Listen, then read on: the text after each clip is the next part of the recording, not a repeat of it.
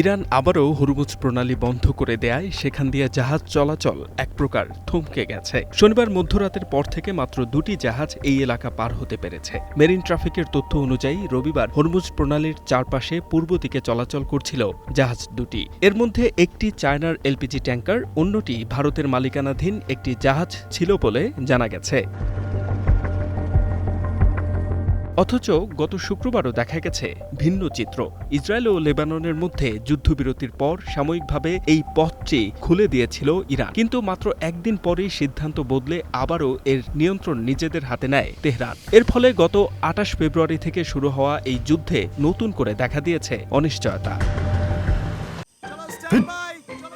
লাইফে কোনো কিছুর গ্যারান্টি নাই, তাই ইন্স্যুরেন্স করুন সিটি ব্যাংকে, কারণ ইন্স্যুরেন্স করলে সিটিতে সুরক্ষা পাবেন নিশ্চিন্তে।